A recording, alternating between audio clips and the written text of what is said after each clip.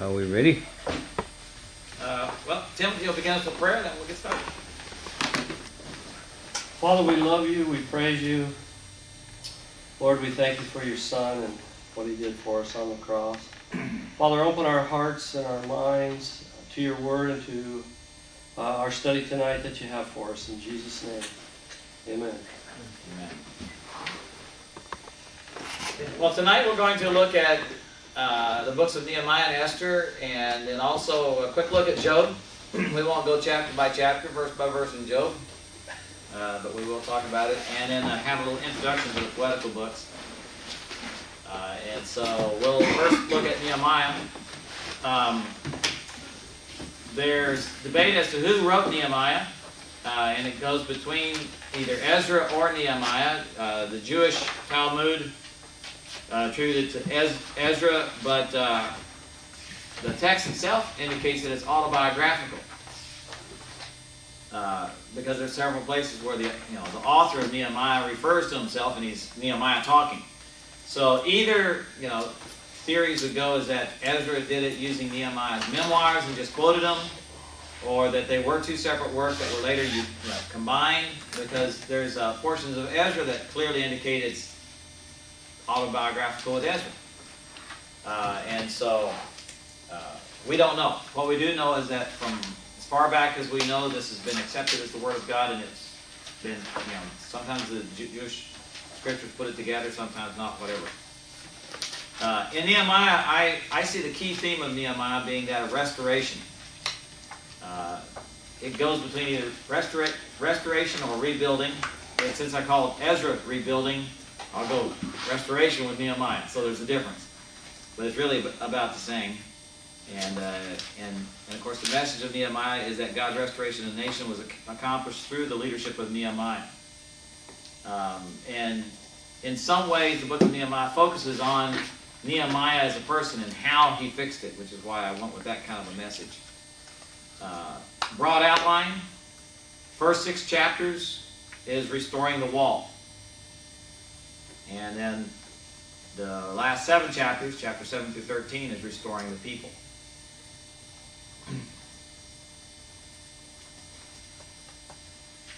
Now, that's similar to Ezra. Yeah, very similar, very similar. It's really, they're much the same thing, which is, I think, why they were combined, but also they're much the same time period. In fact, they are contemporaries. Ezra was there when Nehemiah arrived. In fact, it's very likely that Ezra was being the governor when Nehemiah showed up and took over. That would be my guess. And so we have, key players in the book, of course, is Nehemiah, and then the bad guys, Sanballat and Tobiah. They're the enemy. And Ezra is mentioned in Nehemiah. He was a part of the dedication ceremonies, but he doesn't play a central role in Nehemiah. And of course, you have 2 major issues in Nehemiah: the wall itself, and then the issue of keeping the Sabbath and marrying the pagans. And so we have those two dominant issues that have to be faced. And I find it significant that Ezra had to solve the problem. Nehemiah comes back a little while later and he's having to resolve the same problem. And in fact, he comes back a little later and it's still an issue. This really continued to be an issue. Intermarriage and spiritual defection, I think, really continued to be an issue into the intertestamental period and into the Greek period. And it was with the Maccabean revolt that they finally said enough is enough. And you had the uprising of the Hasidim, the pious ones, who really fought for cultural purity. I don't want to say racial purity, because it wasn't a race issue. And it wasn't ethnic purity, because it wasn't really an ethnicity issue, because the Samaritans weren't that different culturally or ethnically from the Jews. In fact, racially, they're the same group, and all this. So rather, it really was a spiritual issue. And so with the Hasidim, they began to defend the culture, because the culture, again, in their world, your whole culture is your religion. there isn't a divide between religion and business, religion and practice, or anything like that. Your religion is everything you do, including how you dress and how you eat and how you walk and what you eat and where you work and all that and how you do your job. It was all based on your religion. And so you have that, and in the intertestamental period, they finally, when the Greek overlords tried to enforce Greek culture, and therefore Greek religion, into the Jewish society, the Hasidim rose up, you had the Maccabean revolt, and they really, from that point on, began to pursue spiritual, cultural, ethnic purity. And so by the time you get to the New Testament era, which is about 150 years later, then you have this mindset that Jesus deals with, and this exclusivism and all that. They are finally doing what they were told to do way back with Ezra. But this is an issue in Nehemiah. So let's look at Nehemiah. One thing I would say, Nehemiah is not a textbook on leadership. A lot of preachers preach it, and they get leadership principles out of it. But that's not the point of the book of Nehemiah. Nehemiah was not written to tell us how to be good leaders. Otherwise, what that means is, if you're going to use that as a leadership principle, then when people disagree with you, what do? You slap them. Because that's what Nehemiah did. Now, why does he do it? Well, because he had these big, hulking Persian soldiers standing back behind him, and he could get away with it. And so, different thing. Now, as the story goes, in the first 6 chapters, we have the situation where Nehemiah gets word that Jerusalem's struggling. And we know from Ezra what the problem is. Number one, they don't have a wall around the city. They have these enemies threatening them, trying to control them. And they have barely been able to put together a temple under the threat of death. And Zerubbabel is a courageous man to do this and work it out and have it happen. But they're still under distress because they're helpless against attack. And so Nehemiah, we're told, he is the cupbearer of the king. Now, what do y'all know about being the cupbearer of the king? You're going to die before the king does. Yeah, you're going. That's right. You're going to die before the king does because you're checking for any kind of poisons. And you're there every place that he goes, no matter where it is. Yeah, that's right. You're always with him. And we know from Nehemiah chapter 1, one of your jobs is to keep the king happy. You not only test his wine, you keep him well supplied in wine. And your job is to be happy, not the court jester, but to be pleasant, a pleasant companion to the king. All the indications is that Nehemiah was probably the king's slave, servant, helper, all the way through childhood. Nehemiah would have grown up in the palace. In fact, that's why I think Nehemiah wrote Esther. And we'll talk about that. I think Nehemiah is the author because he would have known what was going on, because he would have been right there with Artaxerxes, who was the son of Ahasuerus. And in fact, Artaxerxes assassinated his dad so he could become king. And he would have then brought his friends up to the government with him, which would have included Nehemiah, not as a friend, but as his servant, the one he trusted. And they probably grew up together, played together, and who knows, maybe it was like we had a situation at Texas A&M. We had the Corps Cadets, and I was in the Corps Cadets. It tied in part to the ROTC program there, but you could even be in the Corps Cadets without being in a ROTC. You could just be in it because it was like a big fraternity, a fun thing to do. And we had guys that did that. Well, they at one time had a prince from another country came to Texas A&M and joined the Corps Cadets. And he came with his slave, his servant. And so when all the freshmen had to do push-ups, his servant did his push-ups for him. And I mean, this is through his whole 4 years there. This, any kind of exercise or punishment or all that kind of stuff, his servant would do it for him. And at that time, this was back in, I think, like the 40s or 50s, something like that. They practiced things like, they called it beating your handles off. When you were a freshman, you called everybody Mr. So-and-so, sir. And then when you were ready to become a sophomore, they would drop the handle, and they'd ask you, what does your mother call you? And you say, my mother calls me Gary. Well, my name is so-and-so. And from then on, you could call them by their first name. But the way they often did it was they beat the handles off. They'd have the guy bend over and whack him with the axe handle. So naturally, this guy's servant takes the beating for him. And but that's a part of what Nehemiah did. Very likely, if the son ever got punished, Nehemiah would take the beating for him. And he would do all those kinds of things. So he's close to him. But even at that, notice that when he is so bothered by the news, and he's praying for God to resolve it, and the king notices that there's something bothering him, Nehemiah is terrified. Because even with all these years of growing up with him, being the good king that he was, all he saw Nehemiah as, mostly you would think of, is property. Because that's what he was. And he would just as soon kill him as look at him. It didn't matter that they'd grown up together. I mean, that's the thing about being the Persian king. He was a fearful man to do it.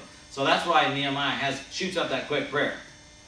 But God, of course, works in his heart. And I think the significance is this. I believe the reason that Ezra got to go, and then that Nehemiah got to go, was the influence of Esther.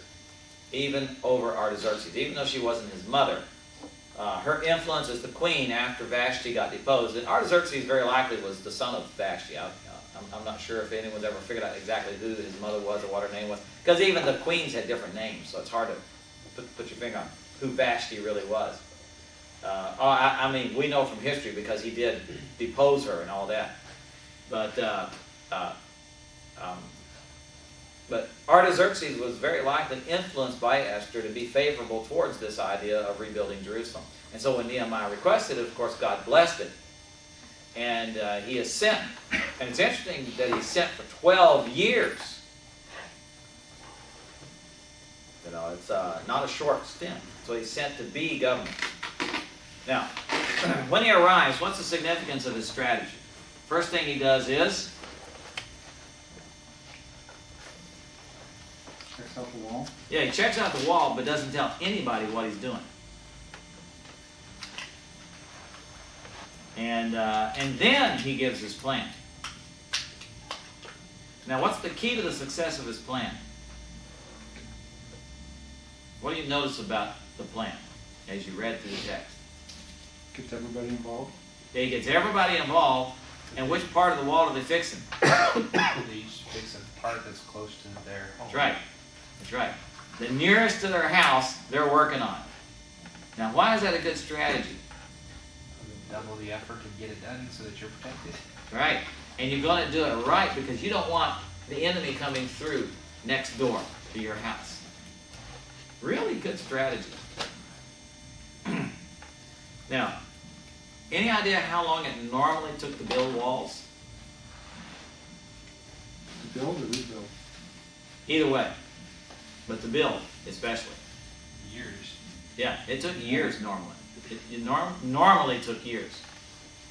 To be able to do it in this few days, less than 2 months, was phenomenal. It was phenomenal. Now, granted, part of the walls was still standing. They were only partially broken down. And they were filling in the holes. But it still was a very daunting task. How long had they been in disrepair? We're talking At least 70 years. Okay. They would have been destroyed in, of course, they were pulled down in 586. Mm-hmm. And I'm trying to remember when Nehemiah goes back. I don't have that in my notes. So people would have been living there the whole time. No, it was actually deserted for about 50 years. Oh, there was totally absolutely deserted. Nobody in Judea for about 50 years. Nobody. Nobody. The But place, there were people living in Seminary, just to the north. just to the north. Yeah, in fact, archaeologists have confirmed that there's about a 50-year time period that there wasn't even a single village in Judea occupied. That in all the layers and digs and stuff, there's this gap in time where there's just nothing. And it remained deserted, which is extremely unusual for that world. Normally, if an area got wiped out, people quickly moved in. But it actually remained unoccupied. Didn't it go back 445? Isn't that Longinus decree 445? Yeah, that's right. It's 444, over 445. 100 So that's when he comes back. So it's the walls Yeah. were We're 100 down. years. Yeah, 586 to 445. Yeah, about 140 years. Something like that. Had been destroyed. Not been rebuilt. And the city was unoccupied, even at that point in time. I think that, or maybe there was a few people living there, but it's mostly unoccupied. It's mostly still just piles of rubble. Because when the Babylonians destroyed it, they not only pulled the walls down, they basically leveled the houses and burned the city down. And it was just literally just piles of rubble by the time they were done. They devastated it. It wasn't that it was left deserted, it was that it was left uninhabitable. And so that was the big challenge too. Now, another one of the challenges is because the Babylonians had burned the city, a lot of the stones of the walls was not just torn down, but they had been damaged by fire, because most of the stones are limestone. And you know, limestone burns. It's weakened by fire. So they have that double challenge, not only of rebuilding it, but getting good stones. And going through that. And if you've been to Jerusalem, you know how steep of a hillside you're dealing with. So a lot of this rubble is way on down. The Kidron Valley, during this time, was about 150 feet deep. And steep, we're talking 45-degree angle down into the Kidron Valley. Today, it's about 75 feet deep. It's about half filled up with rubble. In fact, much of the Temple Mount is down inside the Kidron Valley, underneath the ground. And I think if they were to excavate it, they could find the temple. They could rebuild the temple from the parts that got scraped off by the Romans down into the Kidron Valley. So they're having to pull these things back up and rebuild. Now, the enemy tries to thwart God's work, of course, and they use different strategies, threatening and all that. They make their jokes about, if a fox jumps on it, the wall will fall, and all this kind of good stuff. But the end result is Nehemiah has several things that he has to face. Number one, it is the enemy, right? They try to flush him out. They try to scare him. They try all kinds of tactics. He won't budge from it. But what's the other big problem he has to face this time around in building the wall?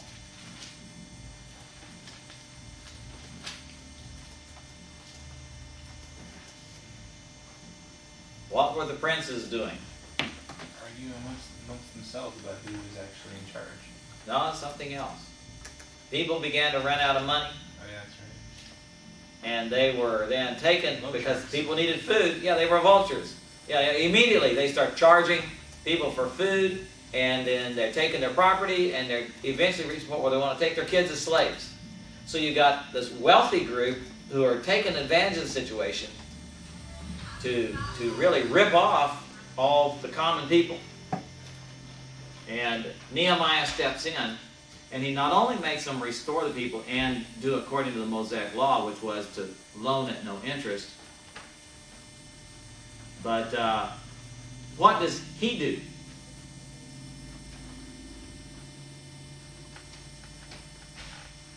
He governs without taxation.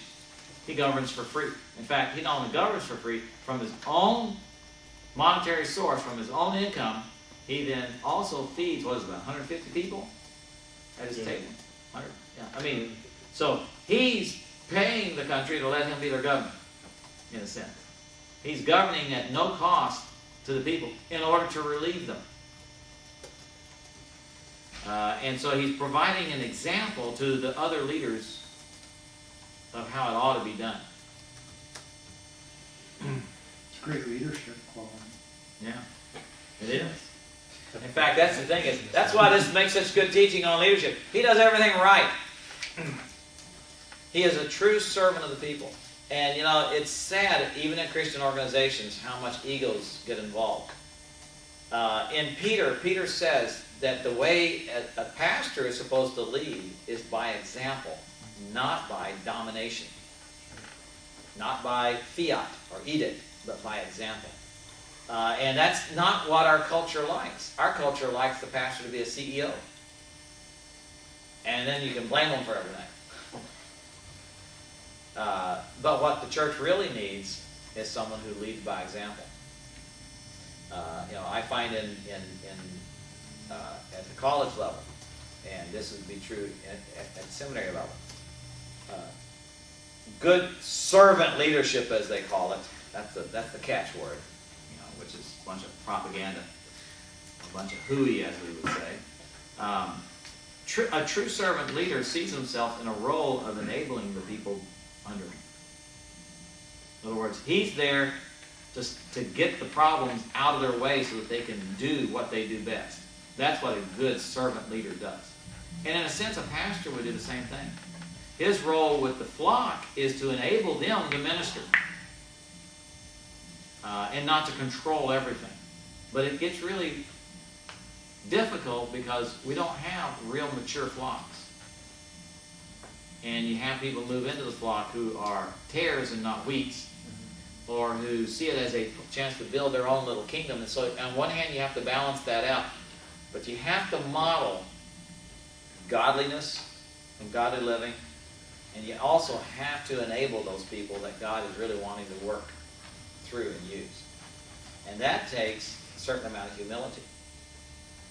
And you know, Nehemiah, it doesn't discuss his humility, but his concern for the people led him to do that which was best for them.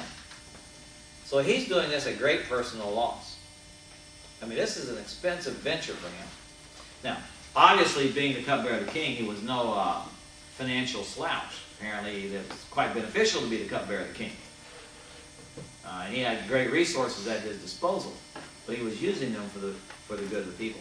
Now, they finish it in 52 days, which can only be the result of God's blessing. But then, beginning in chapter 7, we have the next problem. You know, he has a census, he calls the people to return, and they renew their covenant. They read the scriptures, and he has Ezra there doing that, and they renew the covenant. And one of the things they do with the covenant is they covenant not to intermarry with the people. Why? Because when you're reading the Mosaic Law, when you read through the Pentateuch, one of the dominant themes, I believe, one of the major themes in the Pentateuch is don't intermarry. It begins in Genesis chapter 6, and it's throughout Deuteronomy. Don't make covenants with them. Don't marry them. Don't give your daughters to them, their sons. Don't take their daughters for your sons. And so they see that that's the problem, and so they solve the problem by dissolving the marriages and sending the girls home, which doesn't make them popular with the neighbors. But now they got a wall. Doesn't matter. We can defend ourselves. And so they do. Now, Nehemiah has his next thing. In chapter 11, we have one of our lists. And this is, they took a tithe of the people to reoccupy Jerusalem. Now, practically speaking, why would he have to do that?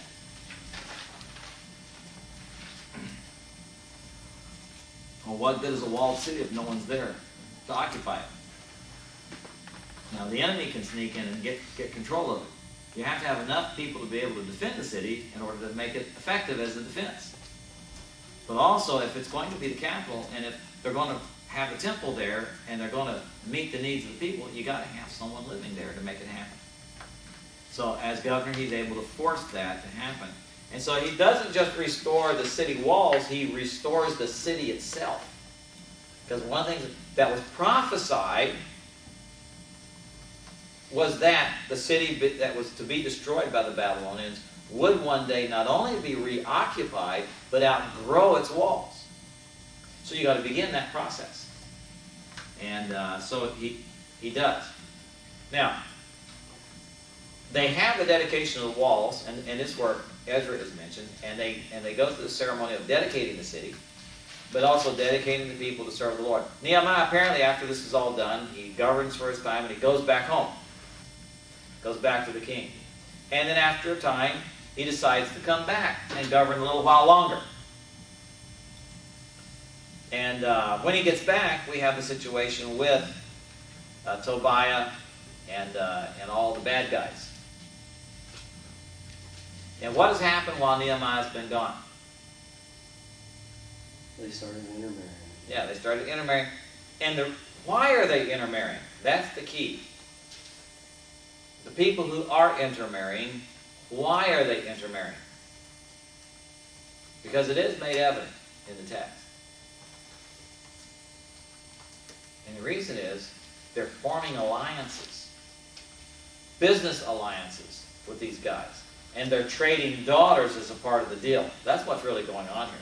These are families making business arrangements and sealing the business arrangements with the marriage of their kids. Sort of like the mafia does. Now this is common in much of the rest of the world where you have arranged marriages.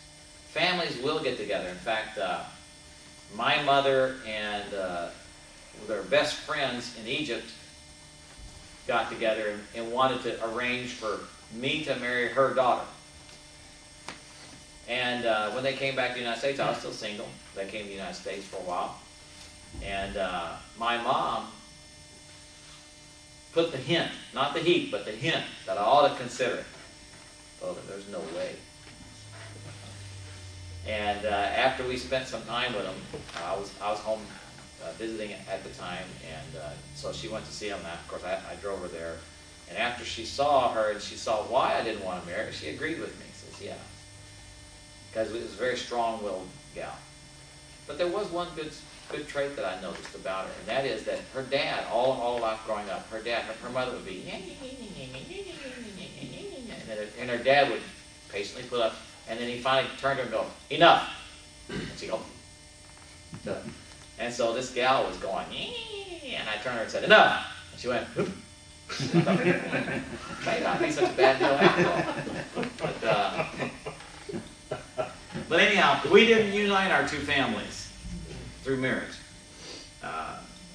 We continue to be good friends, but not that. But these alliances between Tobiah and these others was both political and economic, and it gave them an insight to the point where, what did it do with Tobiah? They let him have an apartment in the temple complex.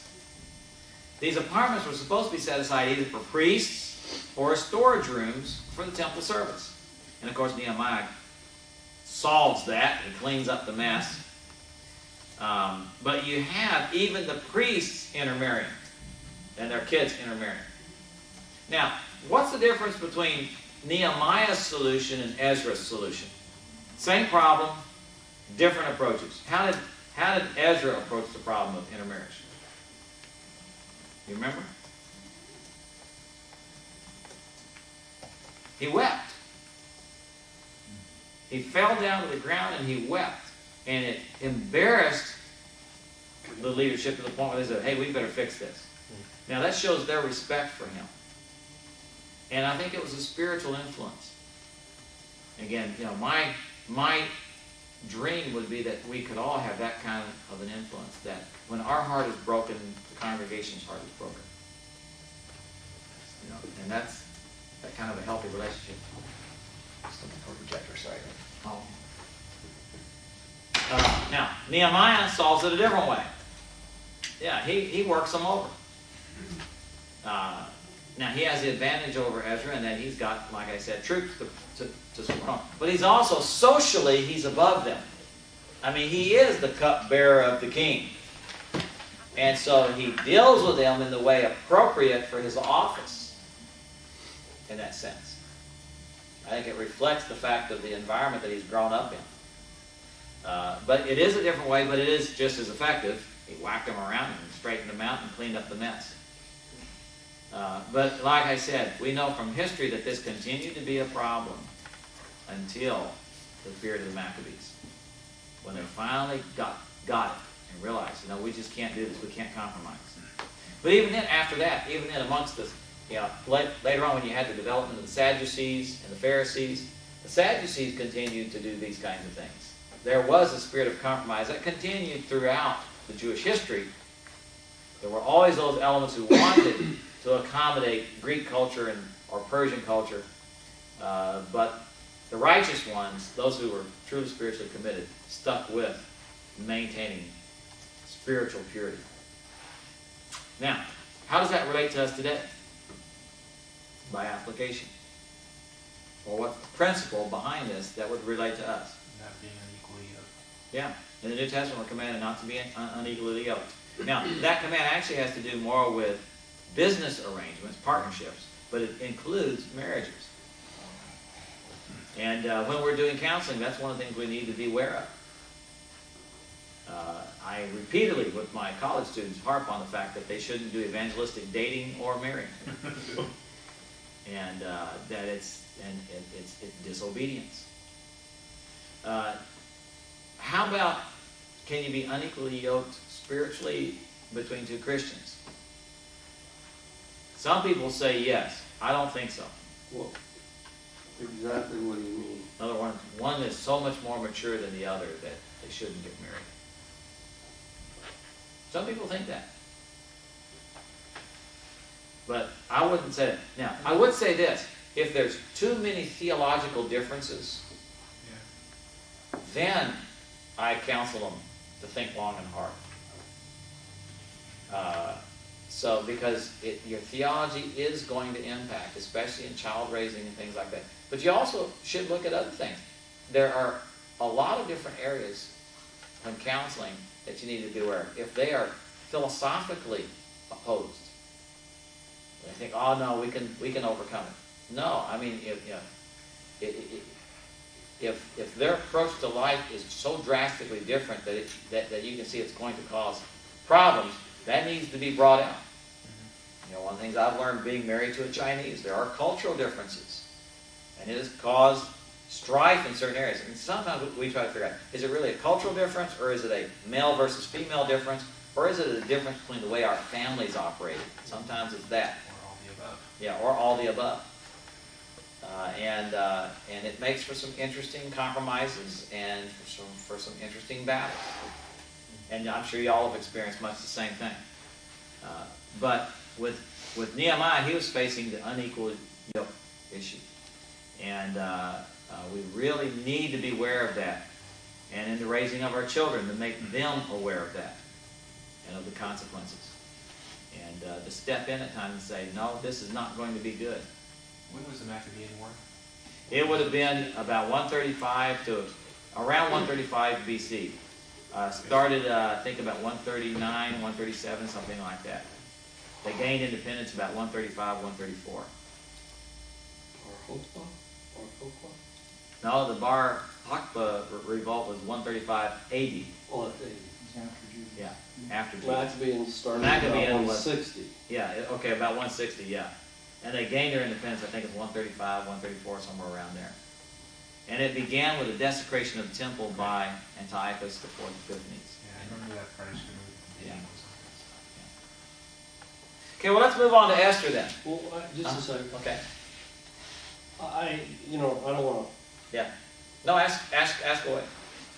I've always thought Nehemiah was an excellent leader, and I'm kind of curious as why you would say that it's not a book about leadership. Well, the book of Nehemiah didn't write his letter to say this is the proper way to lead. And the focus of the book, even though it talks about his leadership, the focus on the book is how God accomplished the restoration of the nation through the rebuilding of the walls of Jerusalem. That's the real point of the book.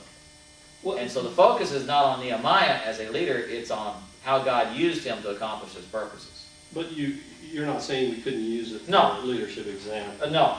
We can use it for examples, but we can't use it with thus saith the Lord, this is how you ought to lead. Okay.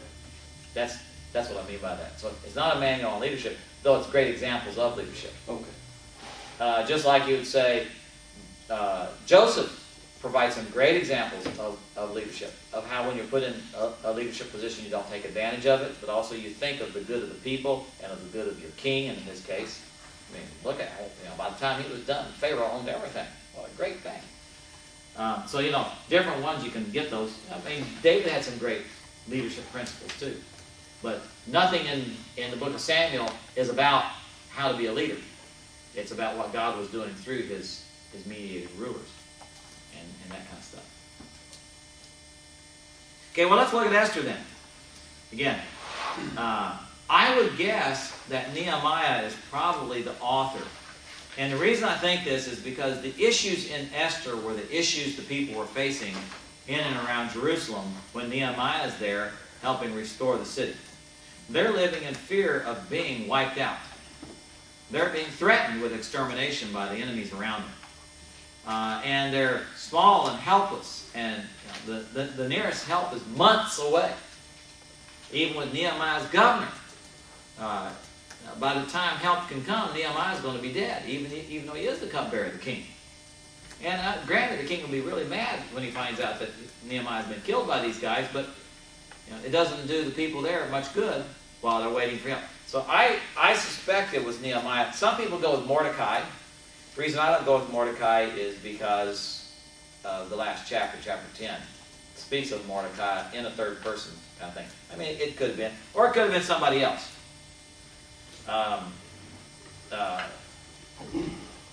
The Mishnah identifies the author of Esther as the men of the Great Assembly. It saw it being put together by some committee.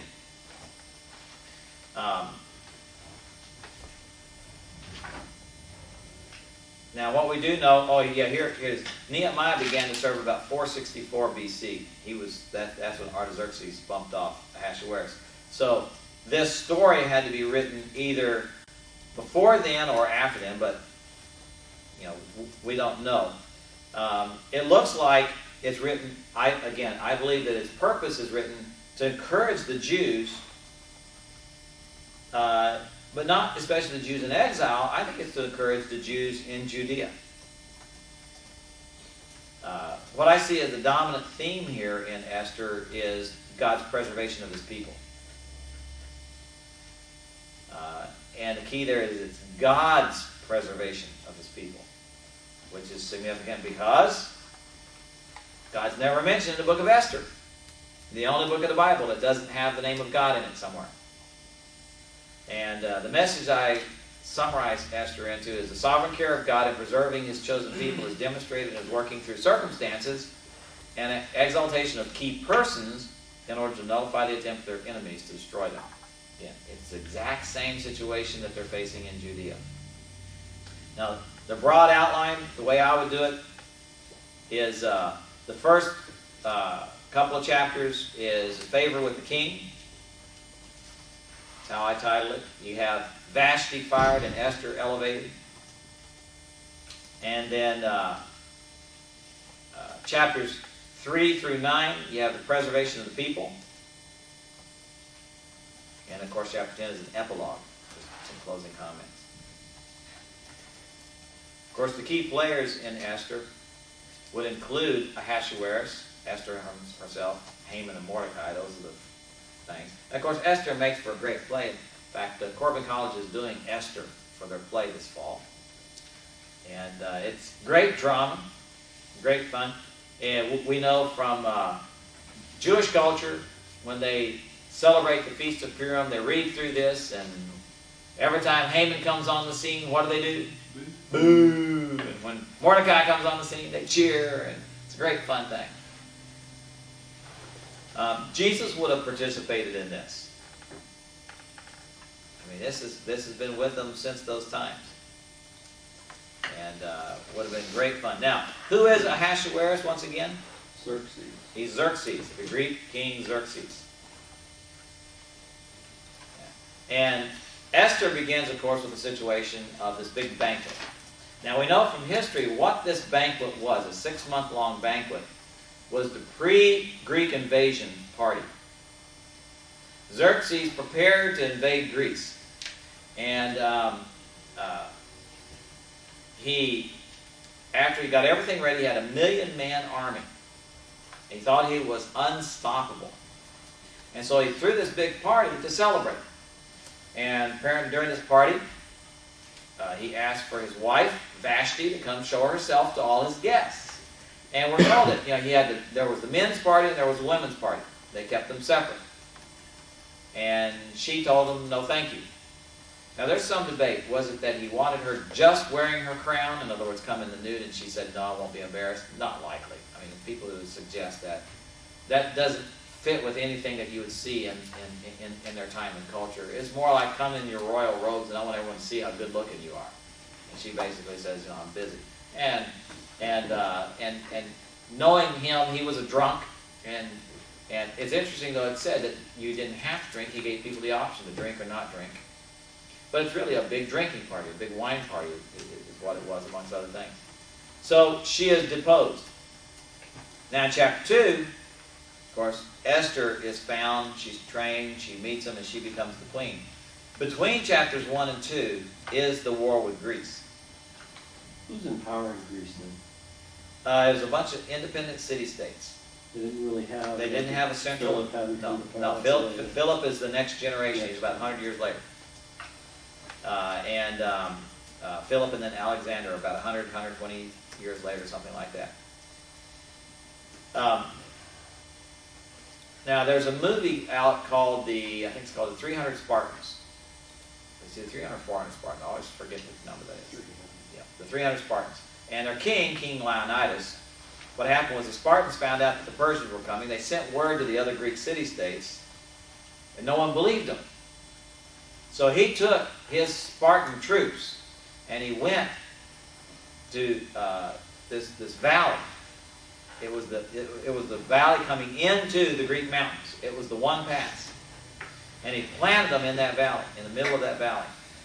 And it's called Thermopylae.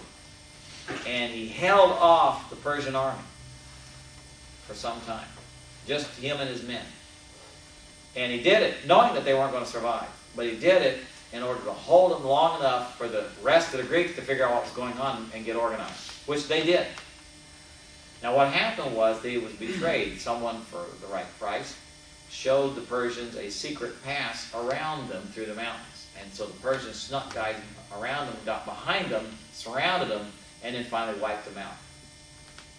But the delay led to Xerxes' failure. So he comes back, and we know again from history that he came back, he was depressed because of this failure. He's humiliated, and he basically drunk himself to death. So in chapter 2, what you have is an alcoholic, depressed king who's drinking himself silly. And the guys know, we need to do something because this is going to weaken our empire. So they say, you need a new queen. So let's bring you all the good-looking girls of the country, and you can pick yourself a new queen from them. So they go out gathering them. Some people try to say that Esther volunteered. I don't know that the text indicates it. I think it more indicates that the text was that they went out, and if they saw what they considered a pretty girl, they took her.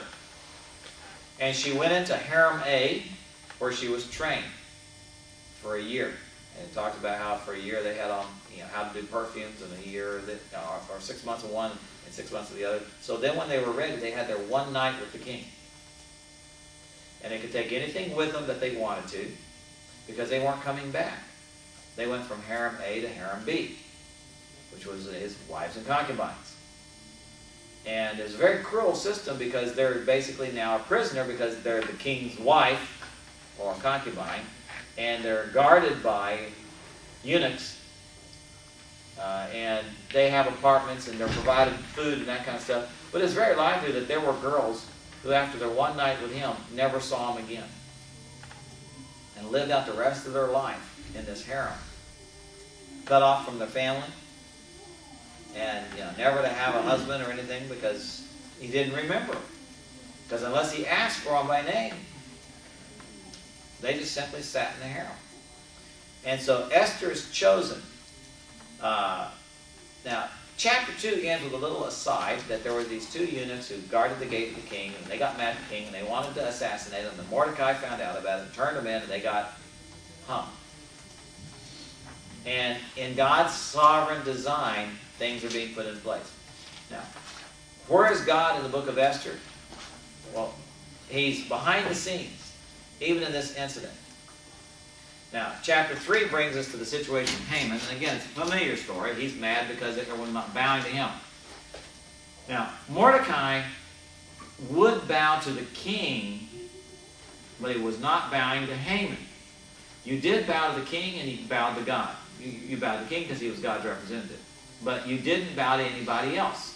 And so even though Haman is really the prime minister under Xerxes, he would be not a cupbearer like Nehemiah, but even more powerful than Nehemiah, because he took the king's signet ring, and so he had the authority of the king.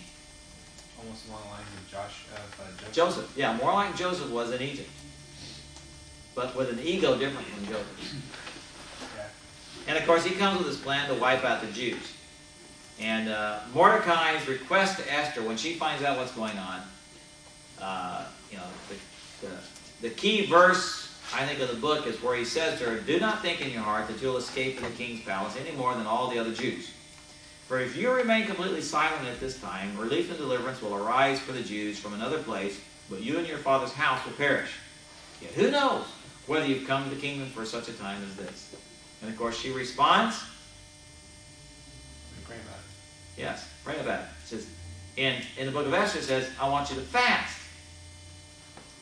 And you never fasted without praying. They ask, well, why do they say fast and pray? I think, again, because it's being written by Nehemiah in the official court documents, and he has to be careful exactly how he says things. I really think that that's probably the case. But the implication, every Jew knew when she said fast, it meant pray. This is where they're crying out to God. And his allusion that help will arise from somewhere else is clearly, there's an allusion to the fact that God put her into this position. Now, some people debate whether she was right or wrong to be the king's concubine and ultimately his wife and his queen. And the answer is she didn't have a choice, I think.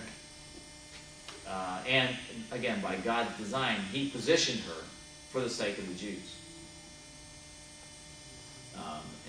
And it was, so we see then also this. Now, when she agrees to act, What verse was that you read? oh, that was chapter 4, verses 13 and 14.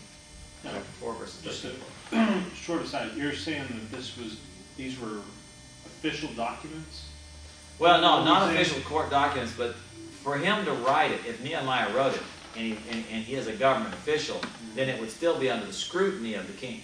Okay, so that's why there's probably Right. no mention of God, is Because of their gods. Yeah. Even if Mordecai wrote, wasn't Mordecai a scribe? Yeah, right. Mordecai's a scribe. Even if Mordecai wrote it, because he took Haman's place, and he's off, serving officially. Anything that he's going to write is going to be checked. Okay. These kings didn't trust people in that sense. makes sense. So anything you write has got to be, got to go through the censors if you want to think of it that way.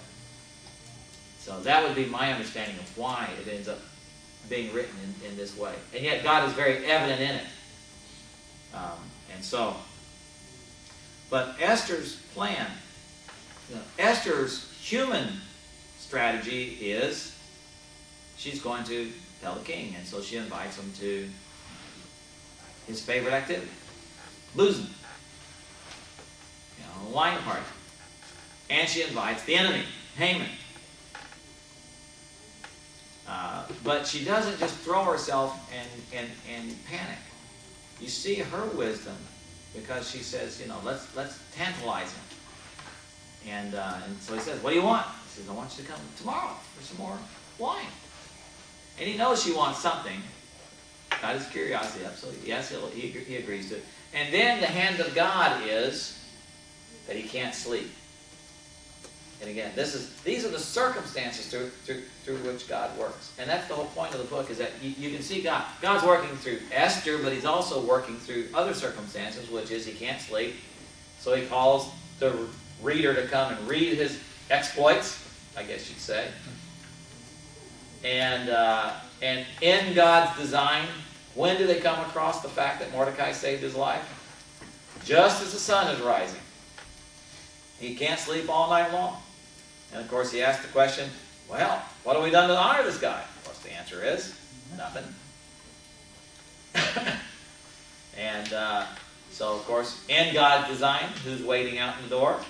Haman, whose ego is such, he thinks, oh, the king wants to honor me. Well, what would I like to do? And he ends up having to do it. And literarily, I think one of the most significant things is the words that comes out of his wife's mouth. You know, if Mordecai is a Jew, of course we know he is, and he's begun to rise, it means you're going to fall. You're in big trouble, husband. And before he can think, of course, she's called to the next party, where Esther does the routine, bats her eyes, says, well, what do you want? I just want to live. But notice again the wisdom in her, in that she says, you know, if you were just enslaving my people, I wouldn't say anything. I wouldn't bother you. But a decree has been given to wipe out my people. Of course, the king's thinking, who would want to kill you? Him! Some great insight, though, one little aside that I find hilarious is, of course, when he's mad, he comes back in, and of course, he covered his head, which is a sign you're going to die. And he says, you know, what do I do with him? One of the servants says, well, you know, he's just built a gallows to hang Mordecai. Everybody in the palace knows what's going on. You know, and so, oh, great idea. Hang him on it. And you have the vengeance. Now, of course, you have the problem of the law of the Medes and the Persians. You know, he says, I can't change what I did. And we see this in the book of Daniel. Darius the Mede has the same problem. The law of the Medes and the Persians. And this is something that the Persian Empire was famous for. When they made a law, not even the king could change it. Once it went into effect, not even the king. The king was subject to the law in that sense. But they were also known for keeping their word. There was a situation where the Persians were attacking an Egyptian city. You know, down in Egypt, they had conquered Egypt, and this one city was holding out, and they were tired of it, and they wanted to go ahead and finish them off. So they came up with a plan.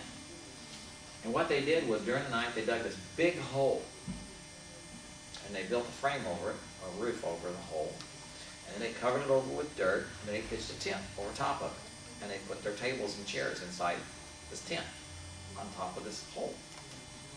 And then they called for a meeting of the leaders of the city. And they brought them to the tent, and they were sitting there. And they says, you know, we want this battle to be over. We would like permission to enter the city. And the guy says, you know, you want to conquer us. He says, no. We'll make a deal with you. If you will open your gates, as sure as we are sitting on solid ground, we give you our word that we will not attack your city. The guy said, well, in that case, great. Well, the Medes and the Persians, they keep their word. And they agreed to it. They opened the gates, and the Persians marched in and took the city. And they cried foul. They said, you can't do this. You violated the laws of the Medes and the Persians. They said, no, we didn't. It wasn't solid ground. And so they said, see, we had our fingers crossed. But they were known for that. They were known for that. And so that's why it's so significant when Esther says, well, king, you know, undo the harm he's done. He says, I can't. Once that signet ring went down on that order, it was fixed. But then they came with plan B, which was, we'll give the Jews the right to defend themselves. And anyone who wants to attack them, the Jews can take on first. And of course they do, and Ahasuerus, Xerxes, gets word of how many people were killed, and it was a pretty big slaughter. But the Jews did not take the spoil, which was their right to do.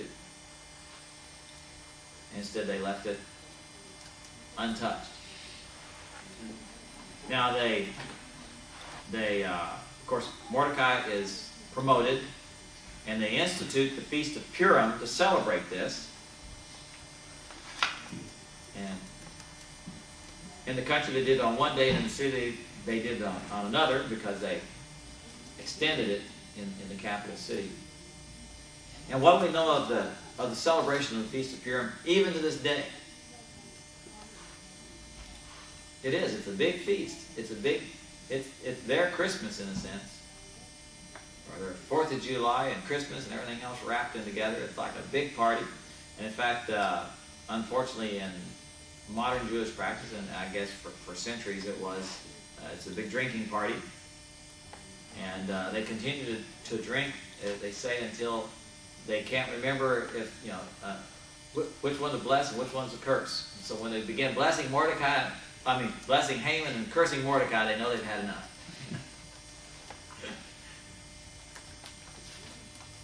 But they act it up and they remember. But what is the point of the book of Esther?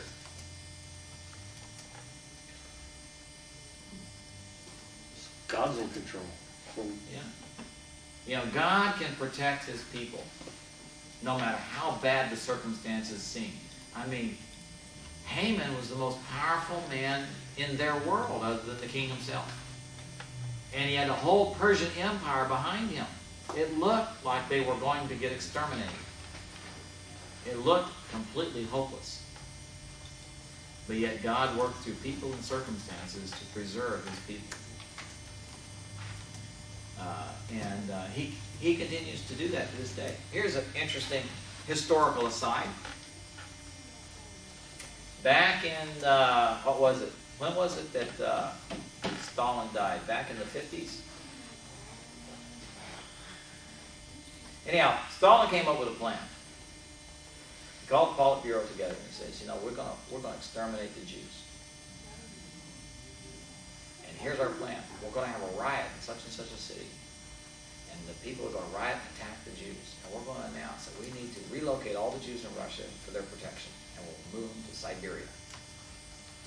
And there we'll let them freeze to death and work in the mines until they die. We'll get rid of them all. How's that for a plan? Great idea. Great idea. Okay, let's do it. And so they came up and they picked a date to do it.